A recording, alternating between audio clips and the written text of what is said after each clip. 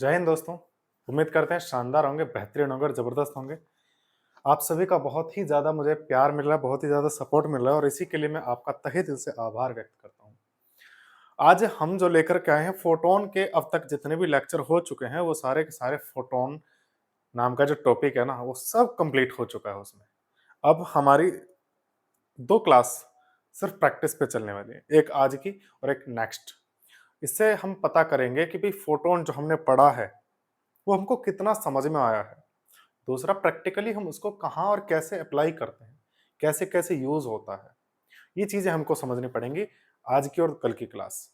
उसके बाद next class में जो भी होगा उसका नाम होगा फोटो इलेक्ट्रिक एमिशन या फिर कहते हैं जिसको फोटो इलेक्ट्रिक इफेक्ट। सबसे ज़्यादा जंजाल क्रिएट करने वाला है वो। पूरा का पूरा चैप्टर भी है कहते हैं लोग।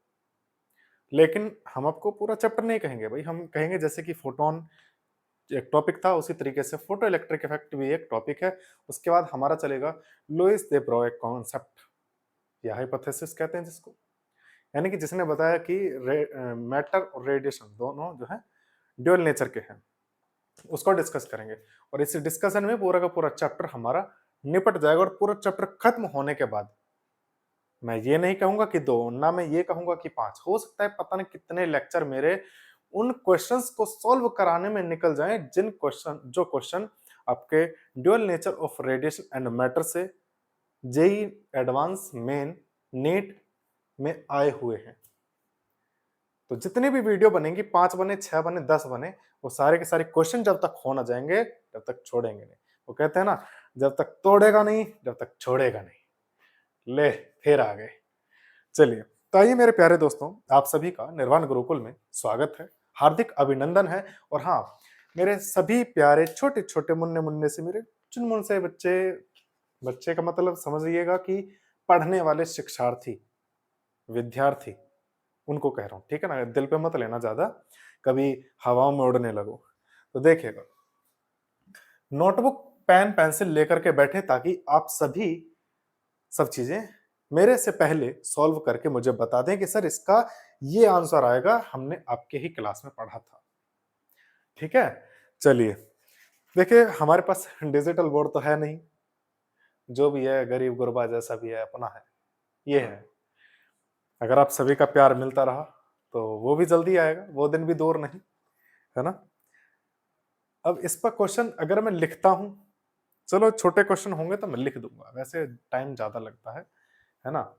क्योंकि और मैं नहीं चाहता कि मेरी कोई भी वीडियो ज्यादा टाइम ले, है ना? यूजलेस हो जाती है ना ज्यादा टाइम की वीडियो। तो चलिए देखते हैं। ये कह रहा है कि हाउ मेनी फोटॉन्स, देखिए क्वेश्चन को ना हम फील करेंगे। इस क्वेश्चन में लिख रहा है how many photons of a radiation of wavelength lambda lambda equals to 5 into 10⁻⁻⁷ metre. ये कह रहा है कि इस तरंग दैर्ध्य का कोई विकिरण है और उस विकिरण में कितने फोटोन होंगे जो कि 1 सेकंड में किसी एक काली प्लेट पर गिरते हैं और काली प्लेट पर गिर करके एक फोर्स प्रोड्यूस करते हैं, एक बल उत्पन्न करते हैं। और उस बल का मान कितना है? 6.62 इंटू 10⁻⁵ न्यूटन। अब थोड़ा सा इसका चित्र बना लेते हैं ताकि हमें आसान समझ में आ जाए। ये कह रहा है कि कोई एक प्लेट है, किसी भी आकार, आकृति, रंग, रूप, किसी भी तरीके की कोई फर्क नहीं पड़ने वाला। बस हम इतना मान ले कि ये जो है किस कलर में है? ब्लैक कलर में है, काले कलर में है। अब जब काले कलर में है और इस पर रेडिएशन आ रहा है, क्या आ रहा है? विकिरण आ रहा है। सीधा मान लेते हैं, है ना? 1 मिनट इसमें लिख रहा होगा, मानने की वैसे जरूरत नहीं है। मस्ट फॉल पर second on black in order to produce a force, यानी कि सिंपली कह रहा है कि नॉर्मली आ रहा है। नॉर्मली मैं इसको मिटा देता हूं। नॉर्मली रेडिएशन इस पे इंसिडेंट हो रहा है ऐसे करके। तो अब ये कह रहा है कि इस पे कितने फोटोन इंसिडेंट हो रहे हैं 1 सेकंड में। देखो कैसे करना है। हम जानते हैं कि जो लगने वाला फोर्स है वो फोर्स मोमेंटम में चेंज के इक्वल होता है, यानी कि पर सेकंड में जितना मोमेंटम में चेंज होगा उसी को हम फोर्स कहते हैं। तो मैं इतना भी तो लिख सकता हूँ delta P upon delta T. ठीक है, अब मोमेंटम कितना होता है? तो मोमेंटम क्या इतना नहीं होता? अगर मैं इतना कहूं तो क्या गलत होगा? h अपॉन लैम्डा, मोमेंटम इतना ही तो होता है। तो मैं यहाँ इतना भी तो लिख सकता हूं कि प्रोड्यूस करने के लिए मोमेंटम कितना होना चाहिए, इतना होना चाहिए 1 सेकंड में। दैट मीन्स कि नंबर ऑफ फोटोन, यानी कि नंबर ऑफ फोटोन 1 सेकंड में कितने फोटोन है और एक फोटोन का मोमेंटम कितना होगा, संवेग कितना होगा, इतना होगा। वैल्यू रखो, एफ की वैल्यू ये रही, लैम्डा की वैल्यू ये रही, और एच की वैल्यू हमको याद होनी चाहिए, जो कि होती कितनी है 6.62 इंटू 10 की पावर माइनस का 34 जूल सेकंड। अच्छा, अगर बात करें इलेक्ट्रॉन वोल्ट में, इलेक्ट्रॉन वोल्ट में कितना होगा, तो मेरे प्यारे बच्चे इलेक्ट्रॉन वोल्ट में भी लिख लेना। इलेक्ट्रॉन वोल्ट में होता है 414 इंटू 10 की पावर माइनस का 15 इलेक्ट्रॉन वोल्ट सेकंड। ठीक है, चलिए इसको नोट करके लिख लेना अपने दिमाग में, अपने मन मस्तिष्क में उतार लेना इसकी छवि को। दूसरी कन्या को नहीं उतारना, कन्या का नाम नहीं ले रहा हूं, समझना, प्रतिबिंब, छवि, छवि, इमेज, इसको उतारना, ठीक है ना। कभी दिल पर ले जाओ और दिल लगा बैठो कहीं।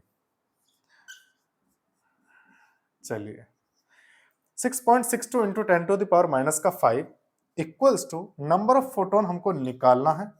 एच की वैल्यू ये रही, ऊपर वाली रखेंगे, यानी कि हमें देखो न्यूटन है, ऐसा यूनिट है, तो ऐसा ही सिस्टम में रखेंगे, छोटा में नहीं रखेंगे। तो हम क्या करेंगे, माइनस का 34 मल्टीप्लाई के कुछ है नहीं, हम खामोखा के लगा रहे हैं, अपॉन लैम्डा। लैम्डा कितना है, ये रहा 5 इंटू 10 की पावर माइनस का 7। कभी भी जब आप क्वेश्चन सॉल्व करते हो तो इतना ध्यान रखना कि यूनिट मत रखना, बस सिस्टम याद रखना कि हम किस सिस्टम में लेकर के चले, किस पद्धति में उनके मान रखे हैं। भाई न्यूटन जूल किस में होते हैं, एसआई में होते हैं, तो हमने एसआई में रखा, तो सब कुछ एसआई में ही होना चाहिए। और जब सब कुछ एसआई में होगा तो हमें किसी को लिखने की आवश्यकता नहीं है, जिससे कि अपना टाइम बचता है।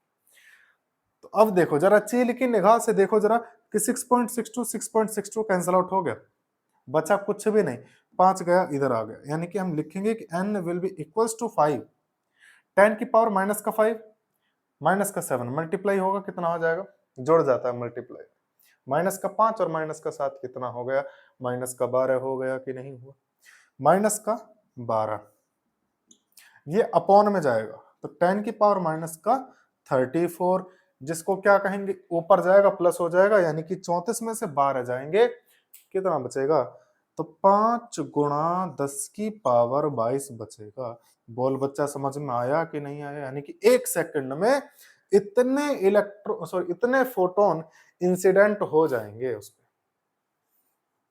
ठीक है, चलिए यही हमको निकालना था, कह रहा था ना how many photons of a radiation of wavelength, इतना इतना जो भी है।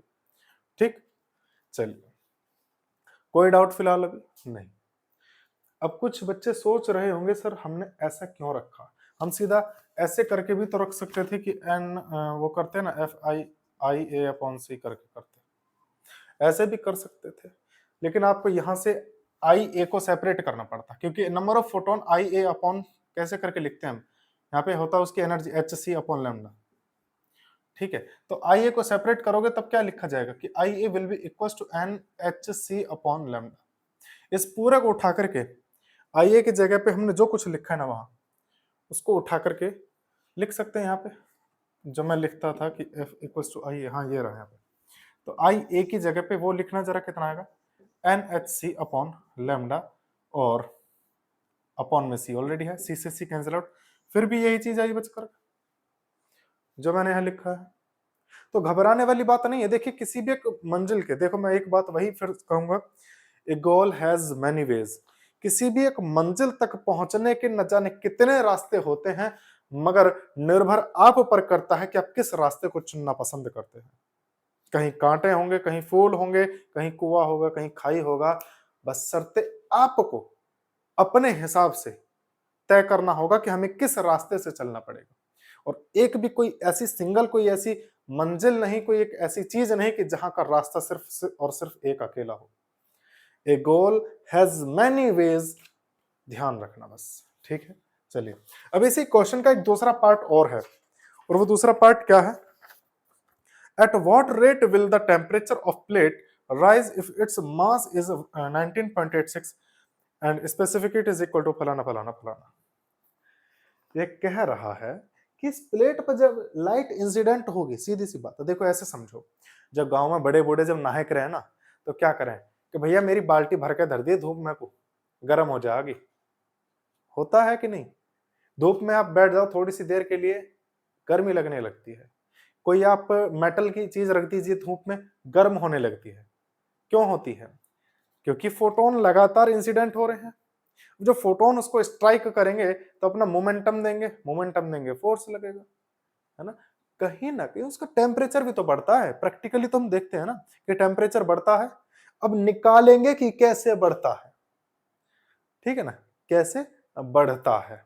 तो किसी भी चीज का जो टेम्परेचर घटता है या बढ़ता है, तो उसके लिए हम एक फॉर्मूला यूज करते हैं जो हमने 11th में पढ़ा था थर्मोडायनामिक्स में, कि Q equals to m s delta t, जो कि energy, mass, specific heat and change in temperature, ऊष्मा, द्रव्यमान, विशिष्ट ऊष्मा और तापमान में परिवर्तन, ये सूत्र हम याद करते हैं।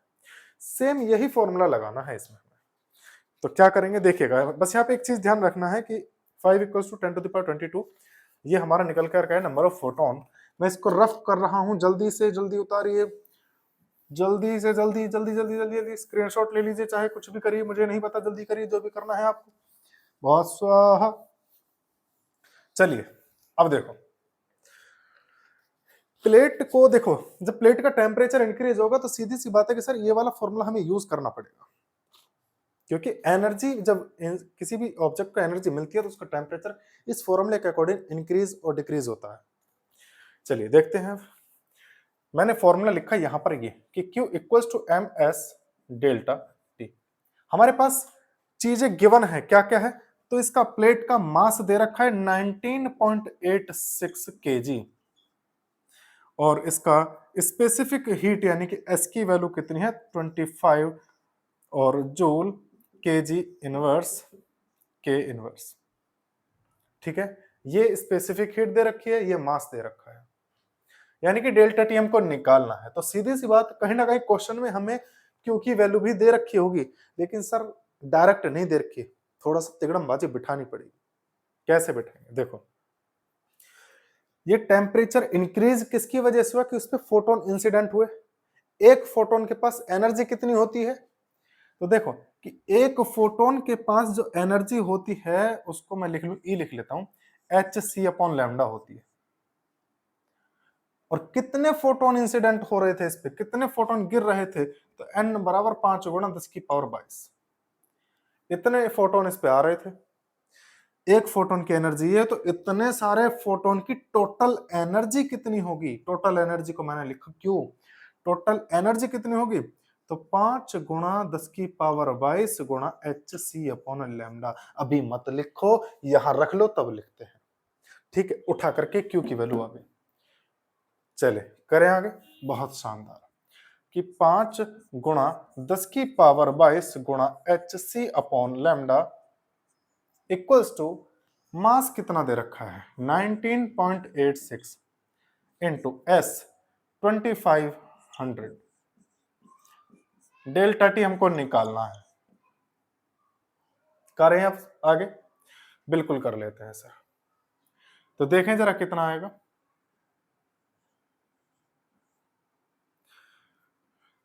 लैम्डा कितना है, लैम्डा इसने lambda 5 into 10 to the power, मैं लिख देता हूं यहाँ पे कि 5 इंटू 10 की पावर माइनस का 7 मीटर। चलो लिखते हैं कि 5 into 10 to the power 22 into h की वैल्यू कितनी होती है 6.62 इंटू 10 की पावर माइनस का 34, सी की value, C is the speed of light, कहते क्या है 3 into 10 to the power 8 upon what is the value of lambda, the lambda will be equals to 5 into 10 to the power minus का 7 and so on 19.86 into 2500 into delta T. अब एक चीज देखो, 5 से 5 cut गया, 3 की गुणा अगर मैं इसमें करूं, 3 दूनी 6, 3 छिंग 18, 3 छिंग 18, पॉइंट लगा 2 के बाद, कहीं देखा देखा सा लग रहा है कि नहीं लग रहा? लग रहा है ना? ये रहा। तो यानी कि मैं क्या कर सकता हूँ कि सर इससे और इससे दोनों से मिलाकर के मैं इसको काट सकता हूँ पूरा पूरा, क्योंकि सेम आ रहा है, तो वो मैंने कट कर दिया। चलिए अब आगे देखो, डेल्टा टी उधर है, यहाँ कितना बच रहा है? तो ऊपर 22 और 8 30, और 30 में से 34 गए तो माइनस का 4, यानी कि 10 की पावर माइनस का 4 अपॉन 10 की पावर माइनस का 7 इक्वल कितना है? 2500 into delta T. Delta T ही तो निकालना था हमको। ये ऊपर जाएगा पॉजिटिव हो जाएगा, माइनस है पॉजिटिव हो जाएगा, यानी कि 7 में से 4 गया तो 3 बचेगा, यानी कि 3 का मतलब होता है 1000, और नीचे है 2500। 2 जीरो से 2 zero cancel out, 10/25। Delta T की वैल्यू क्या आएगी? 0.4। लेकिन अब एक चीज हमारी डाउट में है कि सर इसकी यूनिट क्या होगी, है ना? कि भाई टेम्परेचर हम सेल्सियस में भी मेजर करते हैं, केल्विन में भी मेजर करते हैं, फॉरेनहाइट में भी मेजर करते हैं, तो इसका यूनिट क्या होगी? तो मेरे प्यारे बच्चे एस आई लेकर के चल रहे थे ना, एसआई सिस्टम, तो एसआई सिस्टम में टेम्परेचर की यूनिट क्या होती है? केल्विन होती है। लेकिन ये सारी बात हो किसके लिए रही थी? 1 सेकंड के लिए। 1 सेकंड में हमने फोटोन बताए थे, और उस एक फोटोन की एनर्जी यही बताई थी। तो सीधी बात यही है कि 1 सेकंड में, और वो रेट पूछ रहा है, change in temperature at what rate, यानी कि टेम्परेचर में जो चेंज हो रहा है वो किस रेट पर, यानी कि टाइम पूछ रहा है वो ऑलरेडी लगा करके, तो मैं बता सकता हूं कि केल्विन पर सेकंड इसकी यूनिट होगी, कि 1 सेकंड में इतना केल्विन टेम्परेचर इंक्रीज हो जाएगा, क्योंकि फोटोन इंसिडेंट हो रहे हैं, अपनी एनर्जी फोटोन उसको दे देंगे। ठीक है ना? चलिए जल्दी से इसको कॉपी करिए, जो भी करना है आपको जल्दी जल्दी करिए, जल्दी जल्दी फट फट फट फट फट फट फट फट फट फट फट। हो गया?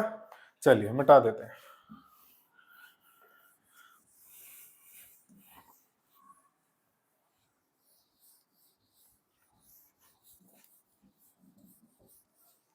मिटाने में बहुत टाइम लगता है, और लिखने में सोचो तो कितना और ज्यादा टाइम लगेगा। अब इसमें एक फिगर दे रखी है क्वेश्चन में, कि यहाँ पे एक लेजर लाइट है, और लेजर लाइट हमेशा ध्यान रखना मेरे प्यारे बच्चे कि लेजर लाइट पैरेलल बीम निकालती है हमेशा, पैरेलल एकदम। और यहाँ पे कुछ दूरी पर एक बॉक्स रखा है जो इस रेडिएशन को एब्जॉर्ब कर रहा है, और कुछ रिफ्लेक्ट कर रहा है, कुछ एब्जॉर्ब कर रहा है।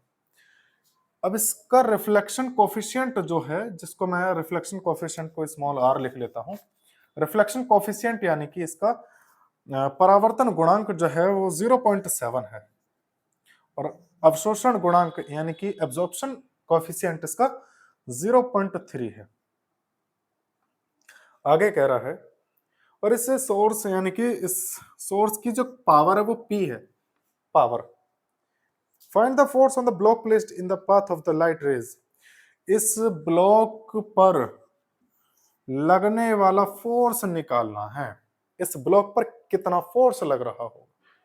बहुत सिंपल सा फंडा है, क्या है देख लेते हैं, कि sir F will be equals to I A upon C, और जब रिफ्लेक्शन और एब्जॉर्प्शन दोनों होते हैं तो ऐसी कंडीशन में हमने पिछले अपने क्लास में देखा था, सीखा था कि 1+r लिखा जाता है।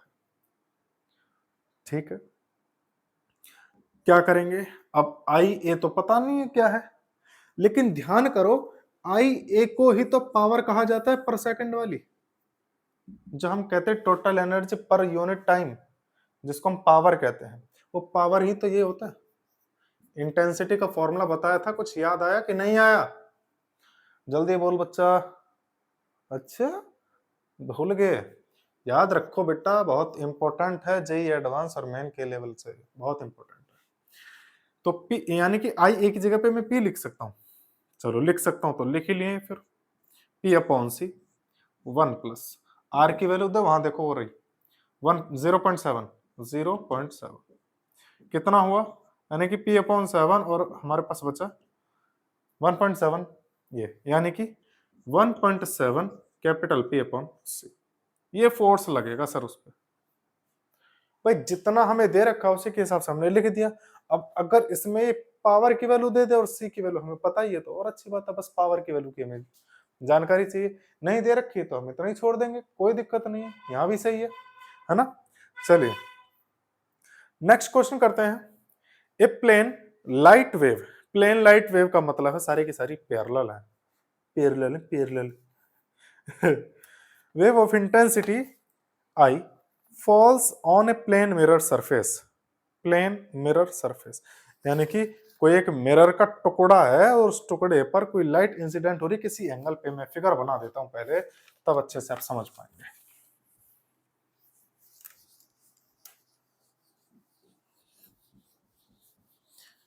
देखिएगा फिगर, देखिएगा ये रही इधर, इसमें इसमें सिर्फ और सिर्फ क्वेश्चन नहीं लिख रखे मैंने, क्योंकि देखो डिजिटल बोर्ड तो है नहीं, तो डिजिटल ऐसे बनाना पड़ेगा। एक बेकार से पेज पे मैंने प्रिंट करवा के लेकर आता हूँ और तब कहीं जाके इसको करता हूँ। देखिएगा कि ये हमने मान लिया प्लेन मिरर। अब इस पे इंसिडेंट हो रही है लाइट, और ये कह रहा है कि इंसिडेंट जो हो रही है वो किस एंगल पे हो रही है, थीटा एंगल। जब यहाँ थीटा है तो सीधी सी बात है सर यहाँ भी तो थीटा होगा, क्योंकि सारी पैरेलल है। ठीक है, चलिए आगे इसमें दे रखा है कि इसका एरिया ए है, इंटेंसिटी आई है, और क्या कह रहा है, ये कह रहा है कि a plane light waves of intensity I falls on a plane mirror surface with reflection coefficient rho, यानी कि इसका जो रिफ्लेक्शन कोफिशिएंट है ना उसको इसने रो लिख रखा है, रो, RHO, रो। ठीक है, the angle of incidence is theta. In terms of corpuscular theory find the magnitude of the normal pressure exerted on that surface. देखो हमें किसी बोर्ड में तो दिखाना नहीं है, बोर्ड का मतलब सीबीएसई बोर्ड, यूपी बोर्ड में तो क्वेश्चन सॉल्व करके दिखाना नहीं है जिसके अकॉर्डिंग करें हम। इसने कहा है कि कॉर्पस्कुलर थ्योरी के अकॉर्डिंग उसको यूज करते हुए आपको सॉल्व करना है, यानी कि कुल मिलाकर के हम क्या करेंगे, पहले मोमेंटम निकालेंगे, फिर टोटल मोमेंटम निकालेंगे, फिर फोर्स निकालेंगे, और उसके बाद प्रेशर निकालेंगे। इतना लफड़ा नहीं करना यार अपने को। सीधी सी बात है कि जेई मेन एडवांस नेट में सिर्फ और सिर्फ एमसीक्यू आता है, और एमसीक्यू में तरीका नहीं देखते आपका कौन से तरीके से करा है, बस। तो सीधा प्रेशर पूछा, प्रेशर का फॉर्मूला क्या होता है, प्रेशर का फॉर्मूला होता है आई अपॉन सी 1+r cos स्क्वायर थीटा, क्योंकि इसका पूरा का पूरा डेरिवेशन हम आपको बता चुके हैं पहले ही। और ध्यान रखना जितने मैंने डेरिवेशन करवाए हैं ना, जितने मैंने डेरिवेशन करवाए हैं वो सारे के सारे इसके लिए होते हैं, पैरेलल के लिए, पॉइंट सोर्स के लिए नहीं होंगे। चलिए यानी कि अब आगे क्या करना है, सीधा निकालना, और करना कुछ है ही नहीं आपको। आई अपॉन सी 1+r की जगह पर रो है, cos स्क्वायर थीटा लिखो, cos स्क्वायर थीटा। हो गया सर, प्रेशर निकल गया। ज्यादा लफड़े में पढ़ना ही नहीं भाई, इतना मगजमारी नहीं करनी, इतना टाइम है ही नहीं अपने पास, समझो इस चीज को। चलिए नेक्स्ट क्वेश्चन करें। हो गया, बस इतना ही पूछा, प्रेशर पूछा, प्रेशर बता दिए, 2 लाइन में आंसर खत्म।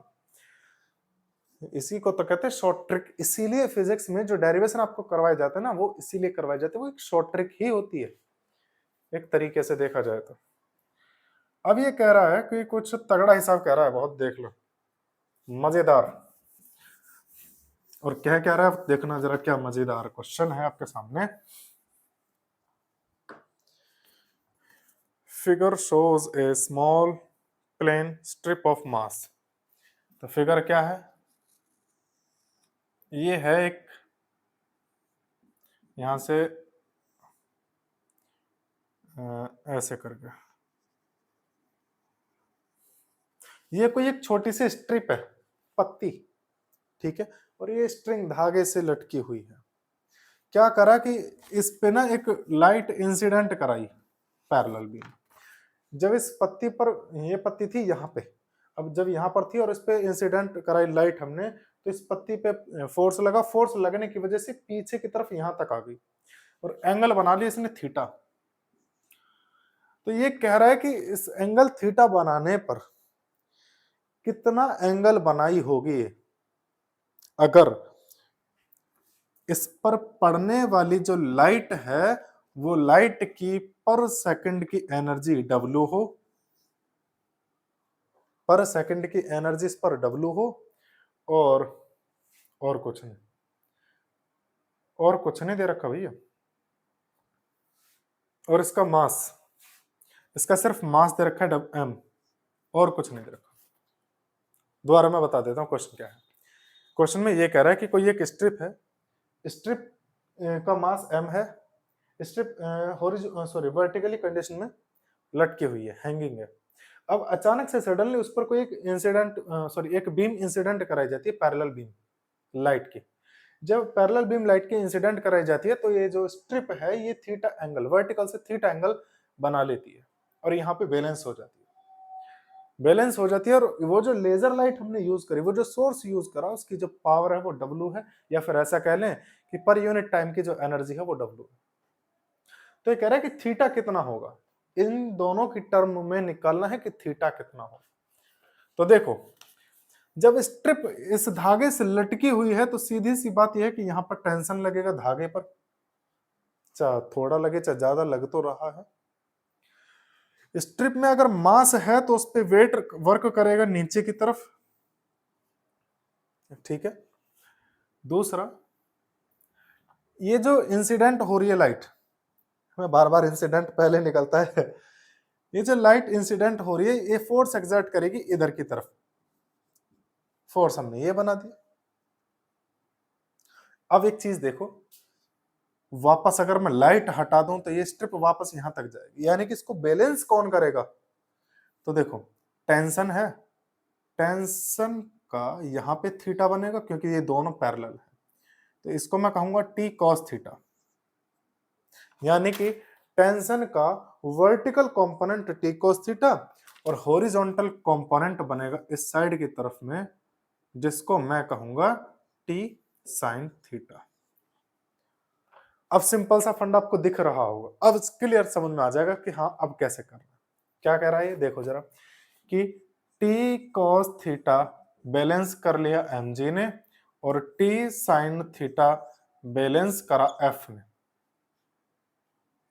ये पूछ रहा है थीटा पूछ रहा है, तो सीधी सी बात हम क्या करें, देखो जरा इसको और इसको कर लेते हैं हिसाब किताब, यानी कि sin theta upon T cos theta, that will be equals to upon f upon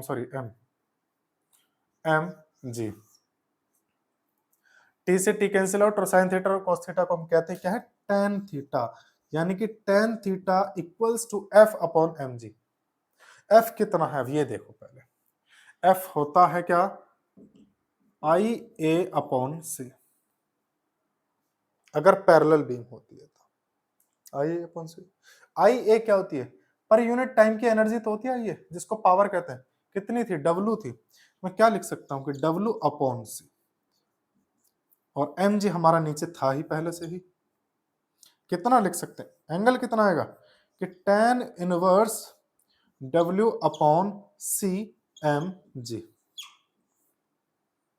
आ गया जी आंसर। बताओ इनमें क्या ज्यादा टिपिकल था, सिर्फ क्वेश्चन को समझना जरूरी था और कुछ नहीं। अंत में बस एक बात कहूंगा, शस्त्र और शास्त्र ही रक्षा करते हैं, दोनों की समझ होनी जरूरी है। बने रहिएगा हमारे चैनल के साथ। और हाँ यार, जिन लोगों ने, जिन मेरे प्यारे भाइयों ने चैनल सब्सक्राइब नहीं किया तो वो प्लीज चैनल को सब्सक्राइब कर दें, ताकि मुझे थोड़ा सा मोटिवेशन मिले, कि मुझे भी लगे कि हाँ भी मुझे करना चाहिए और ज्यादा बेहतर करना चाहिए। और ये बातें मैं लास्ट में इसीलिए कह रहा हूं क्योंकि लास्ट में वही बच्चा रुकेगा जो वास्तव में सीखना चाहता है। चलते चलते ही मुसाफिर बनते हैं, याद रखना। माँ के पेट से कभी कोई हुनर नहीं निकलता, बाहर आकर के सीखते हैं, ठोकरे खाते हैं, तब कहीं जाकर के तराशा जाता है, तब कहीं जाकर के निखार आता है, चमक आती है। और वही मैं हूँ, एक मुसाफिर हूँ, आप सभी के लाड प्यार में चलता हुआ, और अगर साथ रहा तो मंजिल तक भी पहुंचेंगे, लेकिन आपको साथ लेकर के, अकेला नहीं छोड़ेंगे सर। बने रहेगा हमारे ही चैनल के साथ। तब तक के लिए जय हिंद, जय भारत।